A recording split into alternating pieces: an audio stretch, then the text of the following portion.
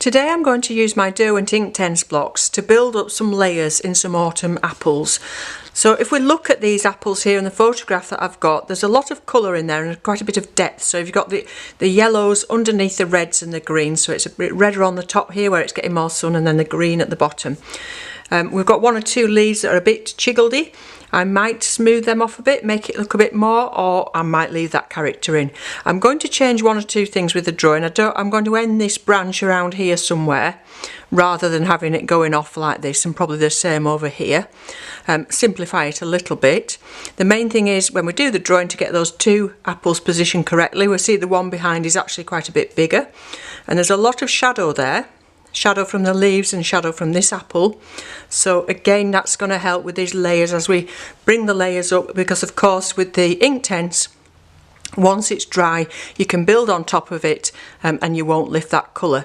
So what I'm going to do, and I won't video this, I'm going to do a very simple light pencil drawing of the branch and the two apples and some of these leaves, and then I'll start with doing the branch first. So if we look at the branch, it's a nice reddy colour, and it's got little light spots, but the light spots aren't what we call white, entirely white. They've got that little red pinkiness in them, and there's some of that pink going into the leaves.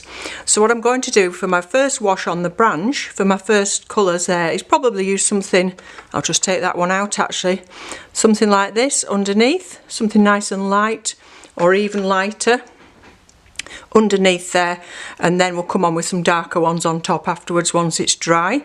With the apples, I'm going to start with some yellow underneath, and I will leave a little white bit there, but actually if we look carefully at that, I would say it's not completely white. Again, it's probably nearer to some of these colours.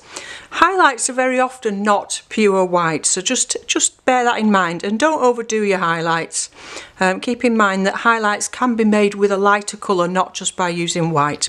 Okay, so I'll go on now, do a very simple pencil sketch, and then we'll start with putting the colour on the branches.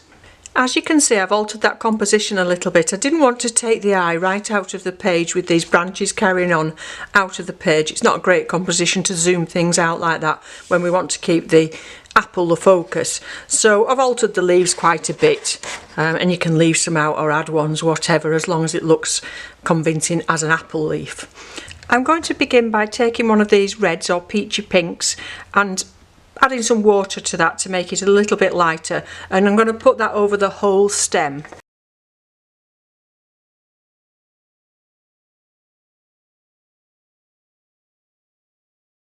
The next colour I've mixed is this lovely sagey olive green, quite light, which I'm going to use for the leaves. So you need to make quite a bit of that up really, so that you're not running out for the leaves, because there's a few of them to do, but nice and watery so that it's a lighter colour than it appears on the block. And it's quite a vibrant colour, that. So for those of you that are used to working with watercolours, you'll find applying the Inktense quite different, especially as it dries. With watercolours, we're used to assessing that they're going to dry a lot lighter than we put them on. With Inktense they don't really. So the colour that you're putting on is the colour that it's going to be. So if you've been using watercolours for years and you're used to making stronger mixes, it might be something you want to try and reassess with your Inktense. And you don't really get those blooms as such. I mean, you want to keep your paint a similar consistency as you're putting it on, so you get an even cover. But you'll see there where it was drying a little bit and I went back over it, it didn't cause blooms in a way that it would have done with the watercolour. So I did do a video comparing the two a little while ago, so I will pop the link for that somewhere in the description below if you're interested in the differences, because they are very different to working with watercolour, and they both have their pluses, and I like working with them both. I really like the colour range with these. You can go on the Derwent website to see the full colour list. They give them numbers. If you want to get the chart off there, I copied the chart off their website with all the colours that you can get in case you want to reorder any that you've run out of. I should have said the paper that I'm using, nice and smooth. It's a Saunders Waterford £300 watercolour paper. You don't have to use watercolour paper for the Derwent Inktense. They're good on all sorts of surfaces. They're very good on a mixed media paper. But because we're building up the layers, and I'm going to be using a little bit of water today, I thought it was easier just to use the watercolour paper. So you just see there I just painted straight across that that stem, because like I say, you're not going to disturb that colour from underneath. It's not going to lift it up. So that's perhaps one of the disadvantages compared to watercolours. You can't lift it out once it's dry, which is why it's a good idea to build up these layers slowly. So when you do the drawing, just be careful. This one, I drew this apple first obviously to get the shape in, but then of course things are coming across the front of it, so just think about where your lines are crossing, that you're not going over where something's in front of something else. The brush I'm using is a synthetic brush.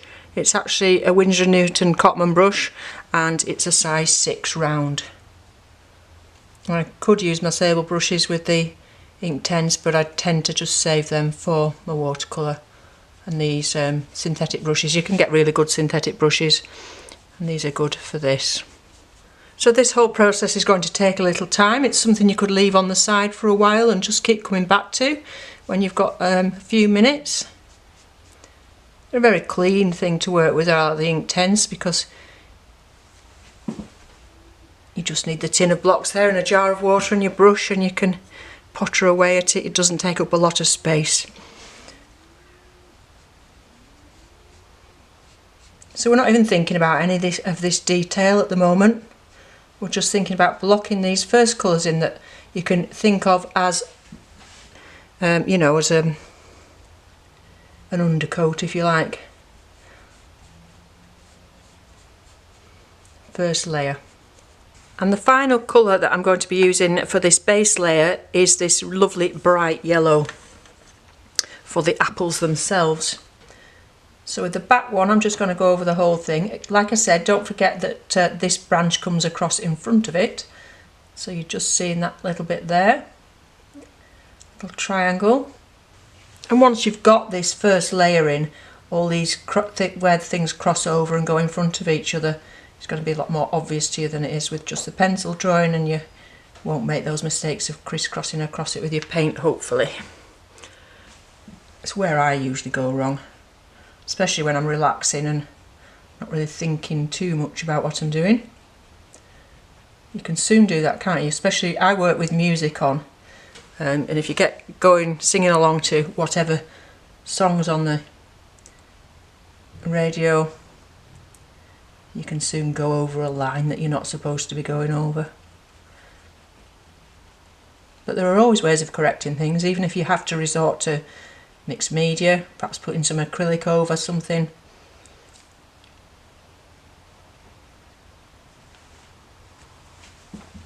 So you can see how you can make quite a nice flat wash with these in a way that's a lot more tricky with the watercolour.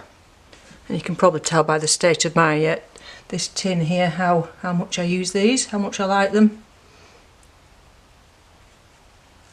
And we can just see another little bit of triangle of that there.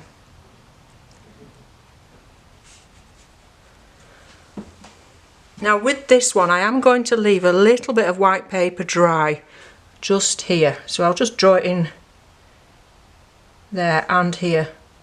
There is a white Inktense, but it doesn't really cover over white over the colour that's already there. It's more for mixing, to make things a bit more opaque, to change the tone, but it doesn't really cover over. So have a bit of a play with that white Inktense and see what you think you can use it for.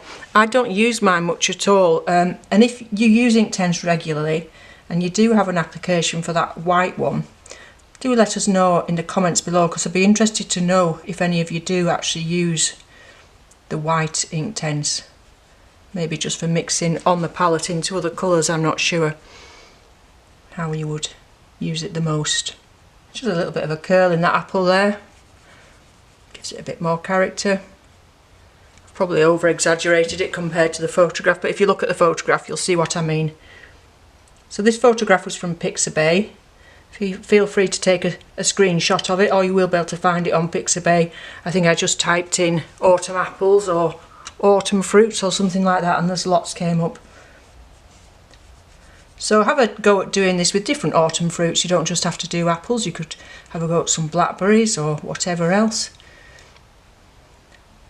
Great time of year for painting fruit.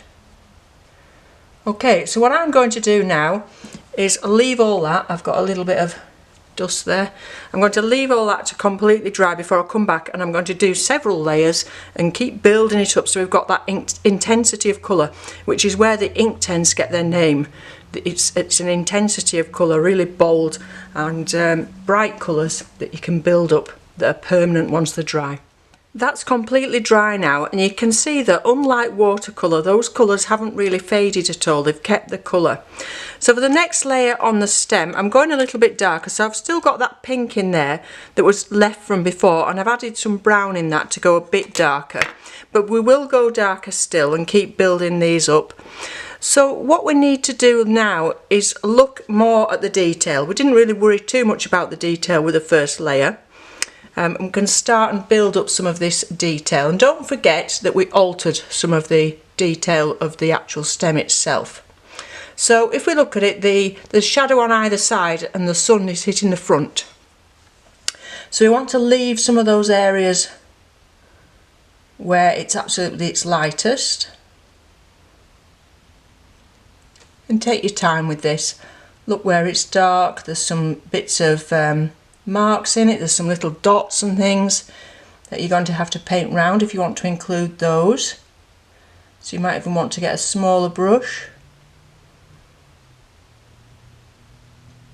And take your time gradually building this up. So I'm not going to film the whole of all of this, just little bits of it. But really the main thing is to look where it's light and kind of paint around that as if you're doing negative painting. And not forgetting that we'll be coming on later on with even more detail with a darker colour again. So it's just a case of building things up. Look at where the sun's hitting the branch. Look at where there's little chinks of light missing, little bits of those dots, which I'm not sure what they are, part of the bark there. Put a little bit on that stem there, but that's mostly green, so we're going to come back to that with some dark green later on. And there's some shadow underneath that. Quite dark down this side, in contrast to what's under here. Okay, so I'll carry on now, just looking at this detail. I'm going to gradually build that up, leave that to dry, and then we'll do the same again with the leaves and the apple.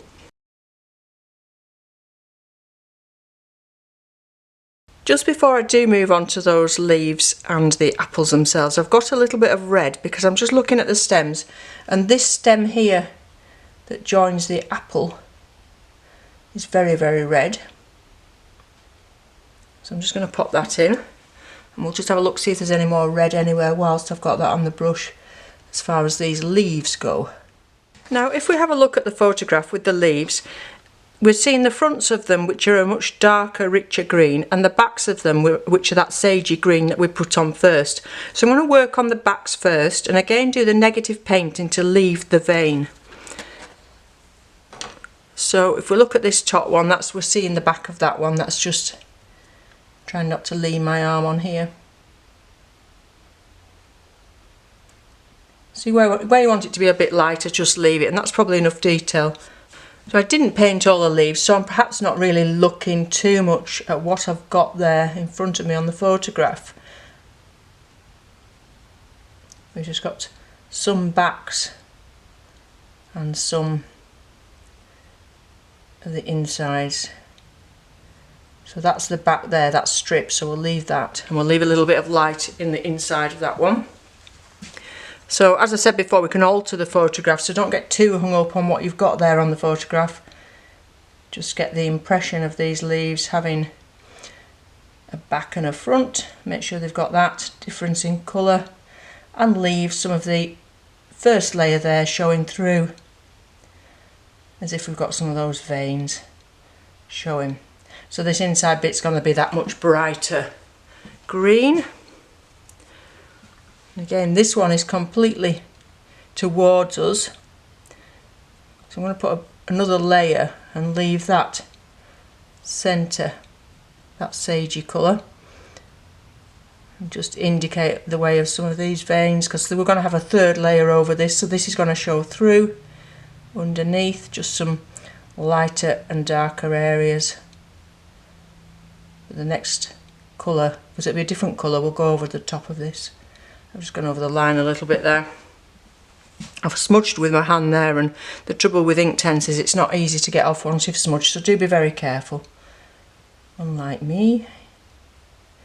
But of course you could put a background on it if you wanted to cover that up. I've tried to lessen it a little bit, but it's not like lifting watercolour out. You can't get that out once it's dried.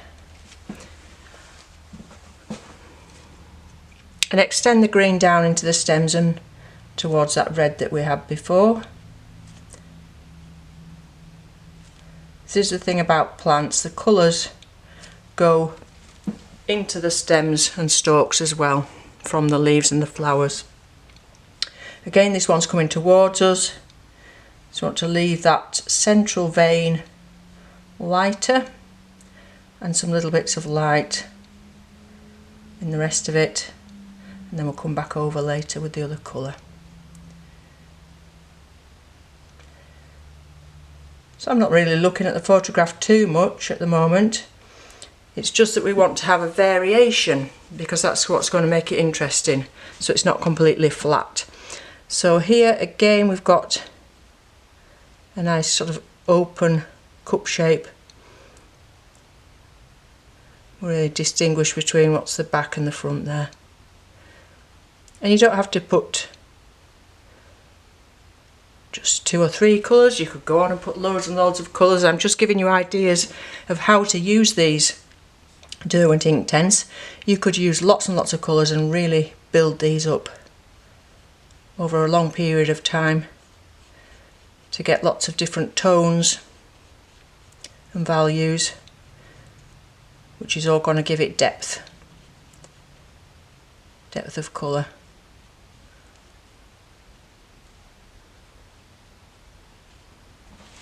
And help to give you a more 3D feel to your apples and your leaves.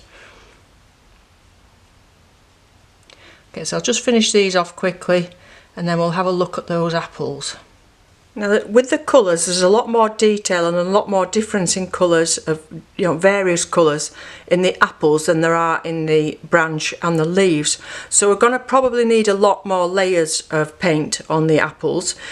So I've made up that same yellow that we began with and put a touch of the red in, this red that we used for the stem.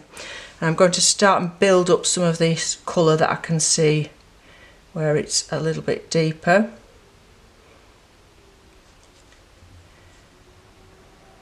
Just leave some lighter patches here and there.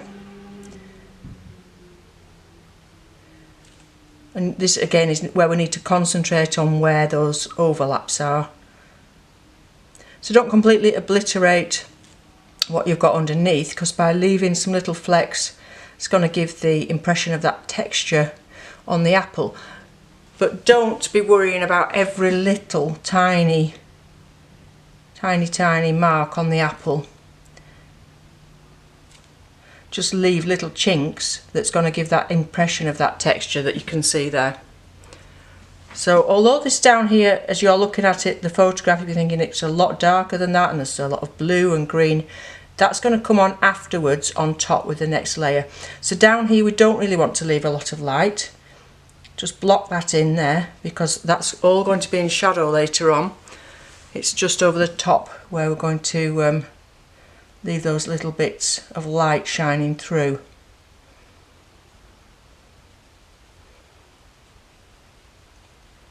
So make sure you remember where your edges are with that leaf, because it was almost the same colour as the apple. Again, around here, this area in particular, there's a lot of light shining on that apple, so let's leave that light there. And underneath here, quite a lot of light.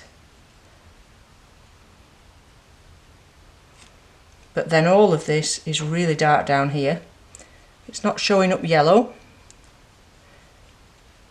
and it won't be yellow when we finish, but if we put that on, it's going to give that depth, because those colours are underneath. That's part of the apple's skin.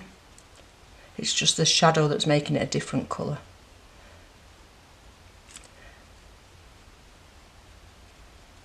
You could go straight on and put the shadow colours on, but I think by building it up gradually, you get that depth of colour. Okay, so I've nearly run out of that, so I'll mix a little bit more up and I'll do this one here. There's a lot more yellowy orange around this end, and this is all going to be red over the top.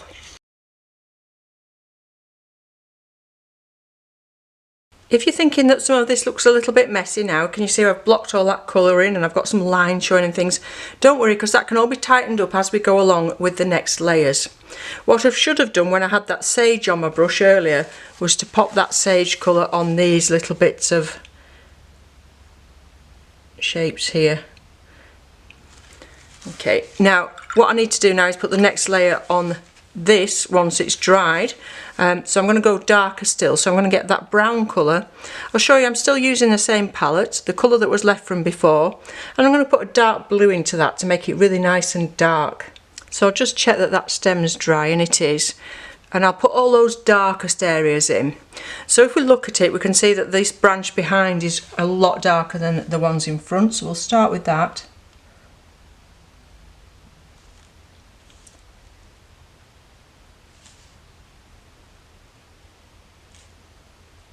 And as we come out, it gets a little bit lighter. There's a lot more detail on the photograph than I'm putting on here. We're not making a photograph, we're doing an illustration, a little painting, so we don't need to put every single little bit of detail that we see. We're just giving that impression, so we're leaving those chinks of light, leaving little bits of dashes, just to give the impression of the shape of that branch. This one behind here is very, very dark, almost completely in shadow. So it's more a case of, instead of putting all the detail in and straining your eyes to see where all these little dots and things in, it's more a case of getting an essence of the shapes of that particular plant that you're doing. And this side is much darker because obviously that's getting the light on the front of it. So there's just little areas where it's darker across, so here, but most of the dark is over this side, and underneath that little branch there's a bit of a shadow, and some dots and dashes to give us that texture of the branch.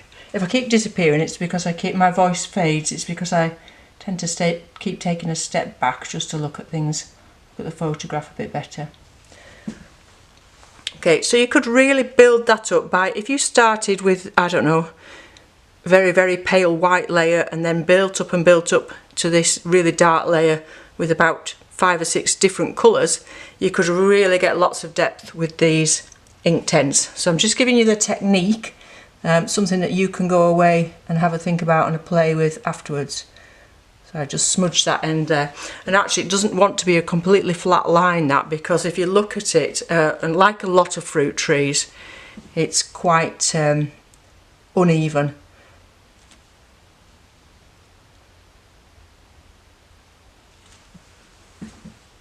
And sometimes we worry about going too dark, but actually if you don't go too dark, it doesn't have that contrast for your highlights. So make sure you go nice and dark.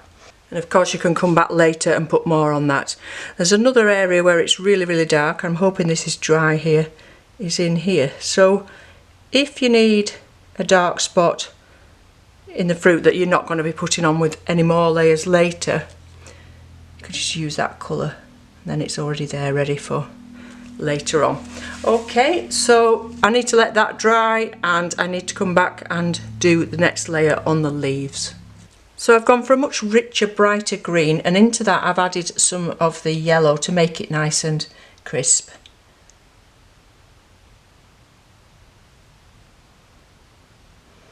But again, don't cover the whole thing, and don't forget we're leaving that little edge, because this is the inside and that's the outside. And how many layers you want to do is entirely up to you. So because they're transparent, mostly, depends on the colour, you are going to see those shapes that we had underneath come through and build that depth. So again, leave some of those colours to come through, and then that's really building up that shape there. And the big difference between the back of the flower and the front of the flower. Sorry, it's not a flower, is it? It's a leaf. I think I'm getting tired.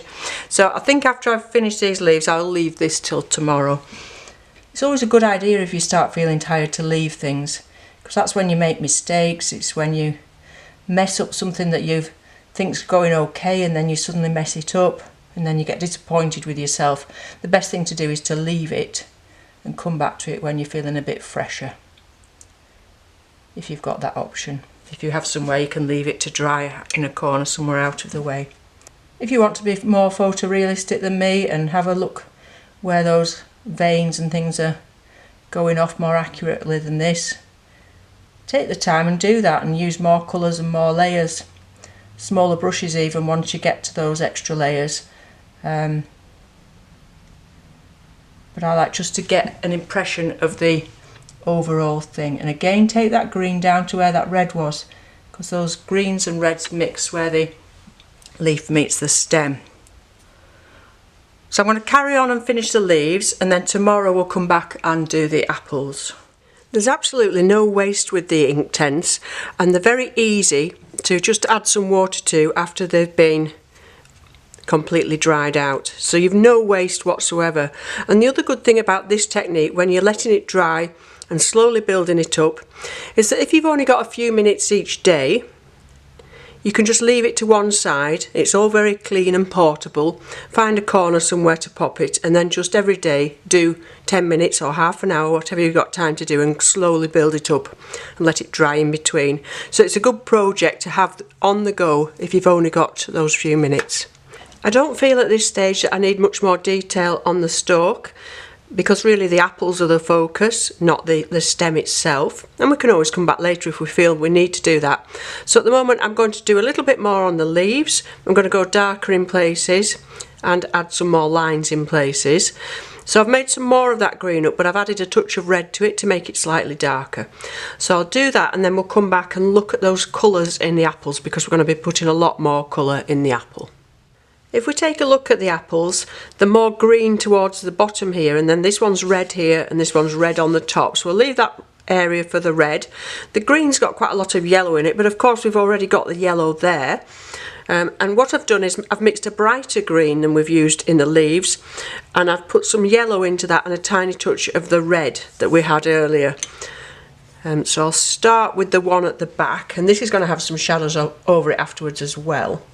And don't forget we've got that sun shining on it, so make sure you leave that little bit of sunshine on the apple there. And this area here is going to be darker later on when we put extra shadow in. But this is more about getting some of the colour in now that we can see there. So we've probably done enough with the leaves and the stem, and we're going to have the detail in the apples. You may want to use a smaller brush than me and just start and think about getting a little bit more detail in. I'm leaving it quite loose. The centre of this apple is actually in here, and it's difficult to see, so some of that will come in later with those shadows and the reds. It's kind of moving over in this direction from that centre. So when you're going around a sphere, painting a sphere, make sure you sort of flick your brush as if you're moving around that. Like I said, leave some of that sunshine there. So that's probably enough green for now on that one. And can you see there where we left the other colours before? It's transparent and it's coming through. So we're building up that depth all the time. So this one, the green's all around the bottom. Again, imagine that you're painting around that shape, around that sphere that is the apple. And as I always say in my videos, hopefully you'll have more time than me just to really study it. Don't rush through it like I'm doing. And study where these lines are going, which direction. Just keep building up and building up that sphere to give it a more 3D feel. So plenty of green around this centre part here. But again, trying to leave some little chinks of white as well, and you can see that they're gradually building up, and it's going to look different altogether when we get the red on once that green has dried. For the first layer of red, I've actually added in quite a bit of yellow as well, because it's more of an orangey red than just plain red. And we're just going to look at where we can see those reds the most.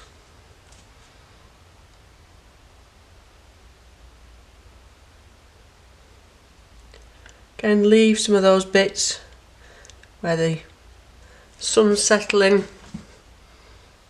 and it kind of comes across in a band like this.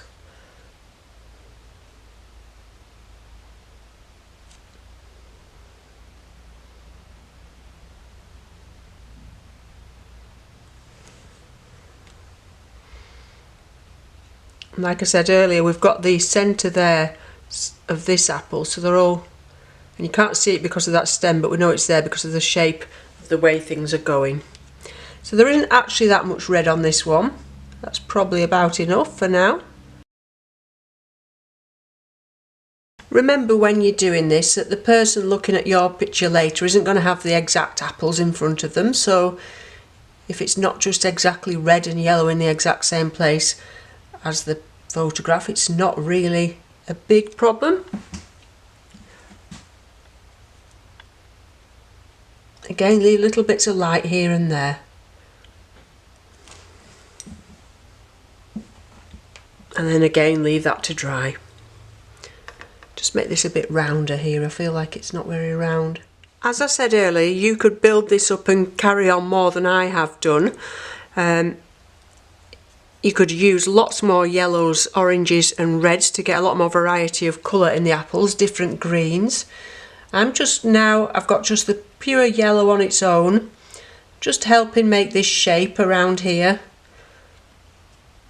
Because that red's dry, I can put it over the top, and if you can see, the yellow kind of goes between the orange and the green, and it'll help lighten the whole thing up. So these are just some finishing touches for me, but like I say, you could carry on and put much more detail in. I'm just looking where I can see this nice bright yellow colour, getting some of that variety in. So much colour in there, shifting from the orange to the red. And then we'll put those dark colours in too for the shadow. So I've got that dark colour that we had earlier for the stalk, this colour here.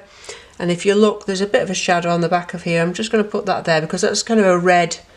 It's where the apple is very red. So we'll pop that there. And like you do in watercolour, I'm just going to get a tiny touch of a damp brush and just go along the edge there.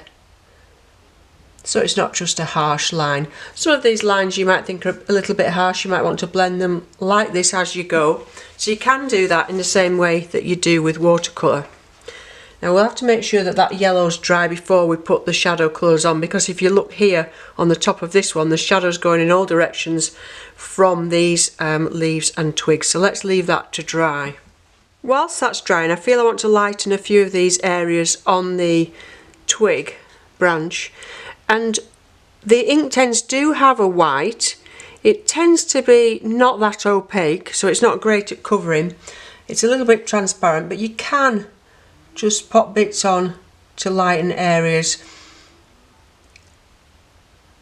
and you'll see if you look at the photograph where these areas are a bit lighter down here. So you can alter things a little bit with the white, but don't rely on it for totally getting, you know, completely white back. So it's a handy thing to have. It's not something I use that much, but just little touches here and there. And you could also use this for those little dots on the apple, and some little areas are a bit lighter. Now I'm sure you know that red and green are opposite each other on the colour wheel, so red and green really set each other off and work, you know, by popping each other out, if that's the right expression. And they also make good shadow colours to each other. So I've mixed the red and the green together to make the shadow colour. There are different ways of doing shadow colours. We all have our favourite ways, but this is quite a good way to do shadow colour, is to mix the whatever's opposite on the colour wheel into the colour that you've got. So obviously the green we've got here, we've mixed some red into that, and then that gives us this shadow. So it's shadow all the way down here, all this bottom part is completely in shade from the apple above. So you might wonder why we've taken all that time to put all those colours underneath and then we're covering them up. But we're not really, because they are showing through and they're slightly transparent, and all those colours are working really well together. And again, we can leave little gaps for them to come through. So here it's still very dark, but then we get the shapes. Now don't forget that we did the twig and everything slightly differently to what we've got, so we need to make sure we're going to bear that in mind. So we're going to have a shadow from this twig, and we're going to have a shadow from this one, which is what this was coming over here. So we might make it less complicated than the shadows on the actual photograph, which you look at it, it's very, very complicated. So we're going to get one off this leaf, which is landing about here somewhere. You can see that leaf shape sort of landing with its shadow there. And again, some little bits of twig and things. But let's just not make it just quite as complicated as what we've got on the photograph. Just gives that impression. I think that's probably enough. This goes a little bit further up here. A lot of this in the shade up this side.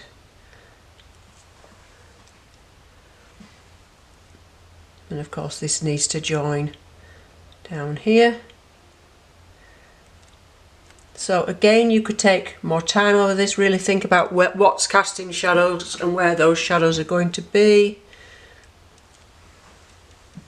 But I think that's working quite well for that. Okay, so the next one, the next apple should I say, the shade is around the bottom here, because obviously the sun's shining from above here and the top of that apple is catching it, but under here it's not catching much at all. I'm hoping the camera can pick up a little bit of the way that these colours are shining through each other and building that depth.